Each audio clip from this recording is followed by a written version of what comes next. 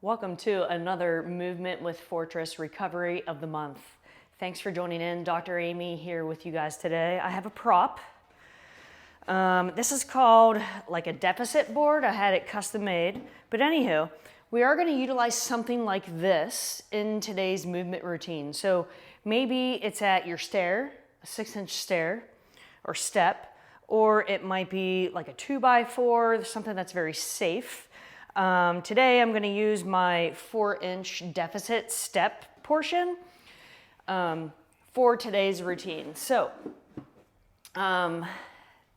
today is going to be a little bit more focused, kind of more of a dynamic movement, as well as kind of more of a direction towards like the ankles. 4 different movements again. Got my handy dandy whiteboard over here that you can't see. So again, pending your time constraints, somewhere between 2 and 4 rounds of these specified movements for today's routine. First movement is front foot elevated knee over toe split squat. This is where this elevation step is going to come in.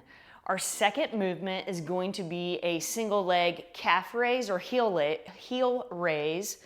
You might have to use just a little bit of a tactile cue for some balance.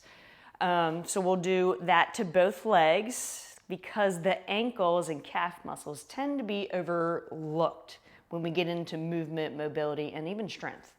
And then 2 other movements. We'll still, into this next movement, utilize some of the board, or if you have a step at home at your stairs. Again, this is all going to be in a safe location.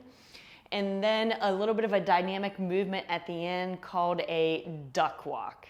So first movement, 5 knee over toe, front foot elevated split squat. Long name, I know.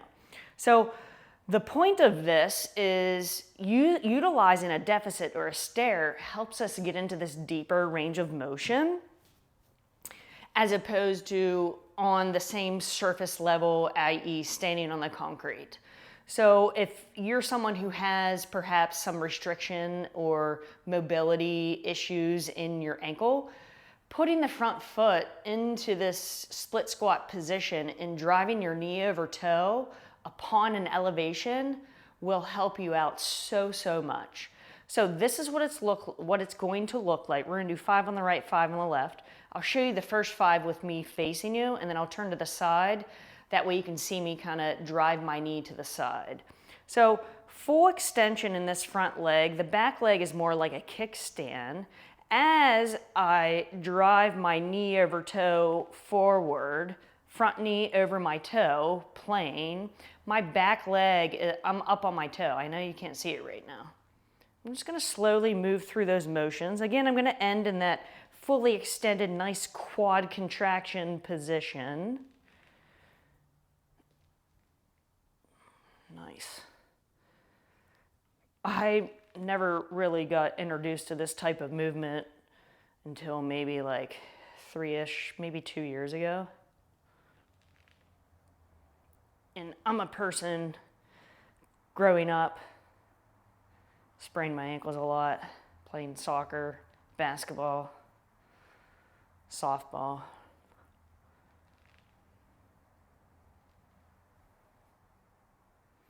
Nice. Now I'm going to show you from the side. So I'm going to come over here. I'm going to move this guy just like that.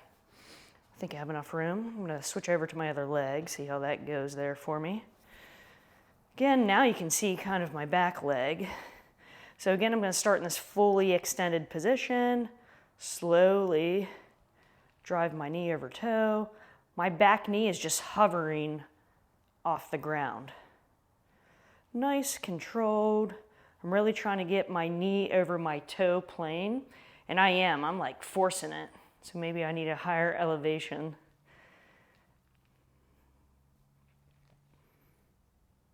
Five on the right, 5 on the left. If you feel imbalanced, sometimes just like hanging onto a PVC pipe, or if you're at your stairs at your home, kind of like hanging onto the wall, just to give you a little bit of arm support. All right, next movement, single leg heel raise. I'm going to use the wall since I'm here. Show you guys from the side.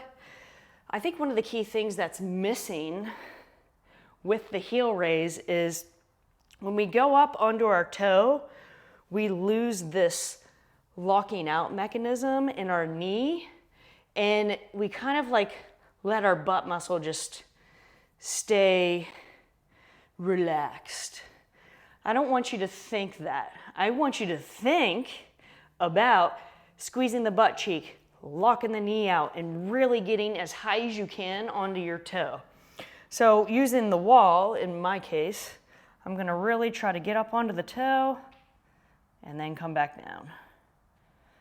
10 on the right, 10 on the left. Keeping that knee straight and locked out. I'm squeezing this butt cheek here. 10's a lot. I'm already feeling the burn. I think I might be on 5. I don't know. I'm gonna do 2 more just for demonstration and video. 1 more here for good measure on the left. I like that little pause at the top. I'm gonna switch to the right. My other leg, I'm just kind of hanging out. If you want it in front, you can. Again, the leg that I'm working the calf muscle on, I'm thinking squeezing, ooh, I wasn't squeezing my butt there. Squeezing my butt, locking the knee out. Really trying to get at the top of that tippy toe, driving through my big toe. Most of my weight. I'm gonna do 2 more here.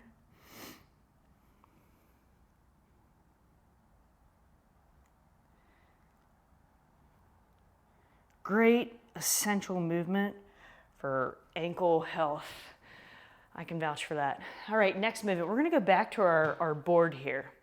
And we're gonna utilize that same height step that we used for the knee over toe split squat with that front foot elevated. So maybe you are at your stairs at your house.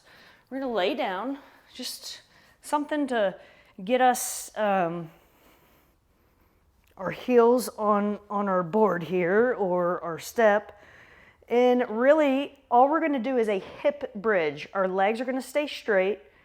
We're gonna keep our toes pointed to the ceiling, backs on the ground, and we're gonna try to hold somewhere between 10 and 30-second hip bridge.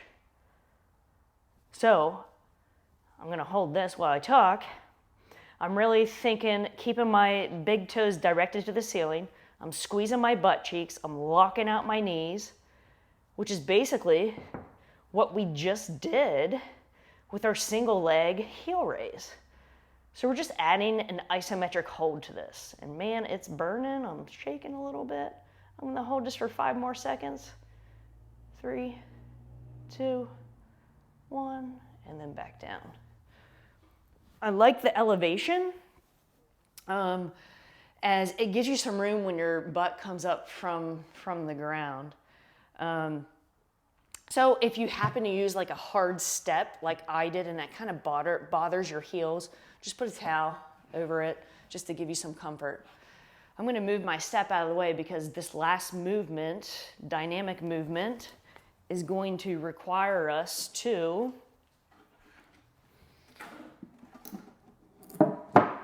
kind of put everything all together here. It's called a duck walk. So I'm just gonna start as far back as I can in my corner here. And I'm gonna get in a crouched position. I'm gonna try not to use my hands for balance, but what I'm gonna do is walk almost like a duck, I guess. In this movement, I'm gonna do this a couple times as I'm talking. So I grew up with some Fisher-Price, you know, little kid toy type stuff. And I just remember this vacuum I had. And it had duck feet on it. And when you moved, it would like have these little like clear plastic thing, and it had these balls that would kind of like go up in the air. And the feet, every time you move, the feet, just doing this movement for some reason, if you're hanging in there with me, reminds me of that. Look it up. So, whew, I'm out of breath a little bit. Okay, so those are your 4 different movements for today's routine that kind of focuses a little bit more on the ankle joint, the ankle mortise, which then gets into that deep flexion of the knee and deep flexion of the hip. Again, 4 different movements. First one, front foot. Let me get back to my board. Using some type of elevation, perhaps your step that you have at home, or you might have a custom-made board like me. Front foot elevated knee over toe split squats, single leg heel raise, your straight leg hip bridge hold, and then putting it all together into a dynamic duck walk. So thanks for joining in and enjoy this routine.